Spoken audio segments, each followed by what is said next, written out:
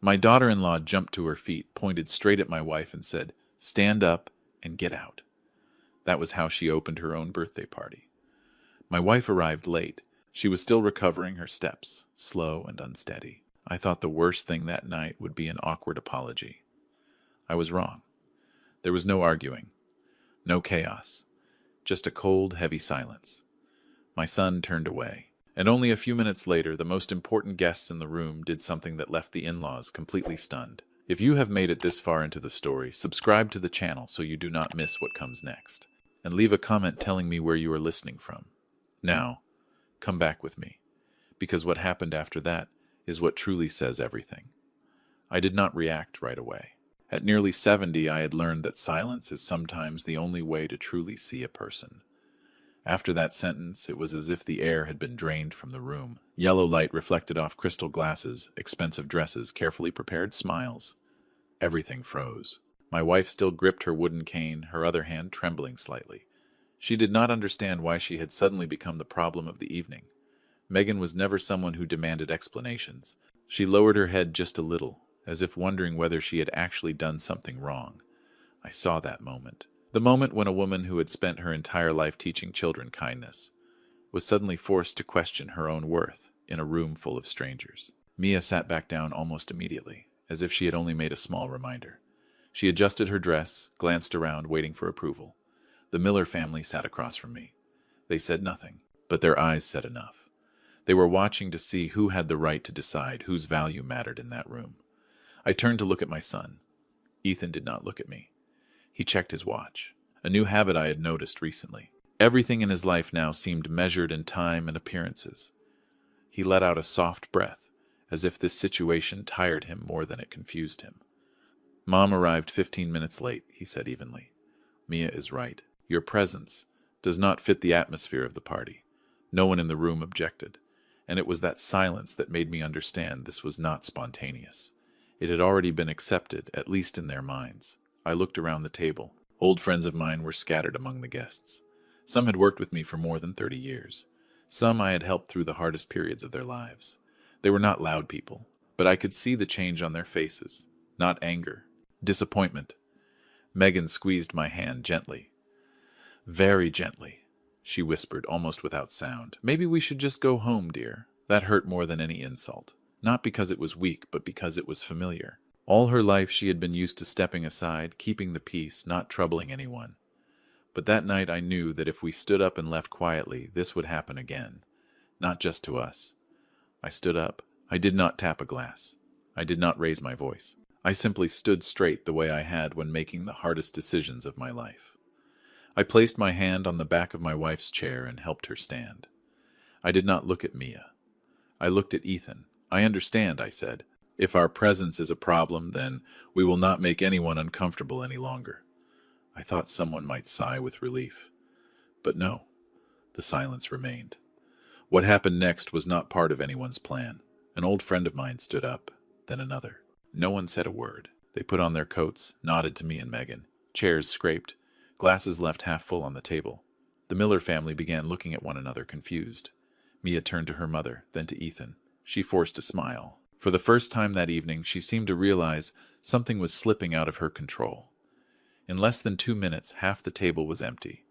There was no arguing, no accusations, just slow, deliberate footsteps leaving the room. I heard someone whisper behind us, "We should not stay."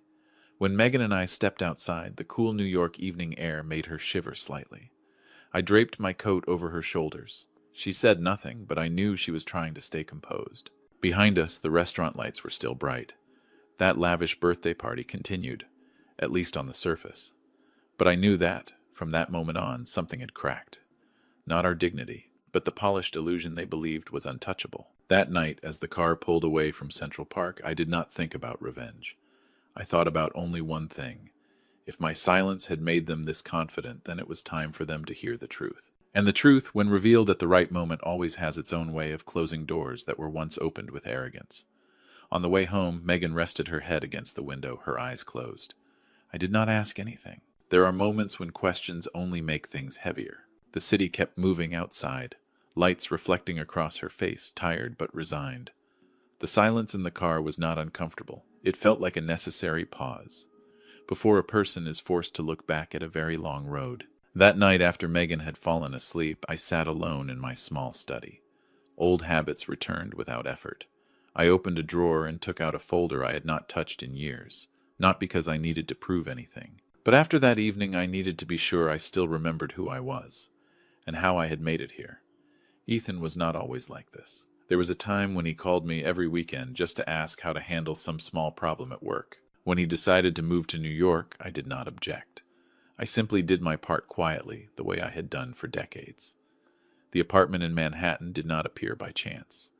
My name was never on it. I did not show up at any celebration dinners. The money passed through an old family trust, under a third party's name.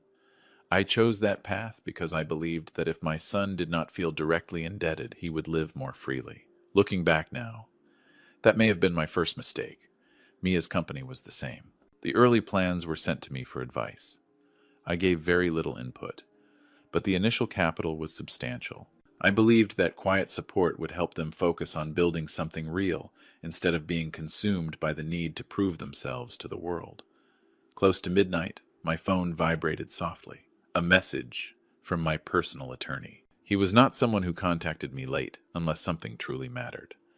I think you should review the documents on the northern land your in-laws are developing, the message said. Some details match your trust. I read the line twice. Then I opened my laptop. That property was not unfamiliar. I had heard Ethan mention it a few times with pride in his voice. A large resort project heavily promoted tied to the Miller family name. But the numbers in the documents told a different story. The development rights, and part of the assets, still belonged to an old trust. A trust where I was the sole beneficiary. Not because I wanted control, simply because everything had been set up long ago for situations I had hoped would never come. I sat there for a long time, not to calculate, but to understand. To understand that their confidence did not come from their own strength alone. It was built on foundations they had never stopped to ask about, or who actually held the keys. The next morning, when Megan woke up, I made tea for her. She looked at me, as if she wanted to ask something, then stopped. I told her everything would be fine. This time, I was not reassuring her. I was speaking because I could finally see the picture clearly. A few days later, I received another call. This time, my attorney's voice was heavier. He spoke about some recent medical documents related to Megan. Small changes. Harmless on the surface, but enough to create doubt if someone chose to interpret them a certain way. I did not get angry. I just felt cold. Megan had undergone a minor procedure. Everything was clear and transparent. But the fact that someone had interfered with her records, even on paper, told me they had thought further ahead than I expected, not out of concern for her health, but to question her clarity, her right to decide. That evening I told Megan slowly. I did not add anything. I did not draw conclusions. She listened, her hand resting on her teacup eyes, fixed on the garden outside. When I finished, she simply nodded. I understand now, she said. So they do not just want us to stay quiet. There was no bitterness in her voice, just confirmation of what I had already begun to accept. I called my attorney back. This time I did not ask. Is there a problem? I asked. What do we need to do to put everything back where it belongs? Not to punish, but to stop it. In the days that followed, I did not contact Ethan. I let things move forward on their momentum. The meetings, the contracts, the photos posted with confident smiles. I knew they were moving fast, and it was that speed that would keep them from seeing what was waiting ahead. One evening, as I closed the final folder, I thought back to that moment in the restaurant. The look in Ethan's eyes when he said, "We did not fit." At the time, I thought I was simply leaving a party. Now I understand. That was the moment I stepped away from the role of the patient father and prepared to step back in. Not to demand affection, but to remind them that some foundations cannot be dismissed simply because the one who holds them chose silence for too long. I did not appear right away. Silence, when held long enough, gives people a dangerous kind of confidence. In the days that followed, I watched from a distance. Ethan and Mia went on with their lives, as if that birthday party had left no cracks behind. New photos appeared regularly. Captions about vision growth, a major turning point. They were preparing for an important signing ceremony with international investors, an event promoted as proof that they had truly joined the ranks of the successful. I knew that ceremony because my name was on the guest list, not as Ethan's father, but as the head of the legal entity with final decision-making authority. That morning, I put on an old suit, not the kind people post online, just what I have always worn when making long-term decisions. Megan walked me to the door. She did not ask what I was going to do. She only said softly, "Do what you believe is right." The ceremony took place in a large conference room, glass walls overlooking the city. Everything was perfectly arranged. Background music at just the right level. Handshakes at the right moments. Mia stood at the center, confident, comfortable under the attention. Ethan stood beside her, nodding often like someone used to being recognized. When I walked in, no one noticed right away. I chose a seat in the back row. I was not there to impress anyone. I was there to end a chain of misunderstandings. The presentation began. Figures appeared on the large screen. I listened carefully, not because I needed to understand them, but because I wanted to know what they believed in. Every plan rested on one assumption, that the resources would always be there, steady, unconditional. When it was time for the signing, the moderator invited a representative of the largest stakeholder to say a few words. The room fell quiet. I stood up. I heard a few murmurs. Some people recognized me. Others did not. Ethan turned around. His eyes lingered on me longer than necessary. Mia hesitated slightly but kept her smile. "I will be brief," I said. My voice carried more clearly than I expected. Not about vision, about reality. I did not look at the screen. I looked at them. I introduced myself with a title that had never appeared in their family photos. I spoke about ownership percentages, about decision rights, about clauses they had signed, perhaps without ever reading carefully. No one interrupted me, not out of politeness, but because they were beginning to sense that something had drifted off script. I moved to the second part. Documents were distributed, not to embarrass anyone, just for comparison. Unclear expenses, signatures appearing where they should not have been. I did not name any wrongdoing. I simply asked questions. Ethan looked down at the table. Mia was no longer smiling. I spoke very slowly. Each sentence had a pause. I did not need to convince anyone. The numbers did that on their own. Investors began exchanging looks, not tense, just cautious. "I am not here to shame anyone," I said. "I am here to clarify boundaries. The boundary between support and dependence, between trust and misuse, between family and interest." I announced the withdrawal of all capital tied to projects associated with the Miller family.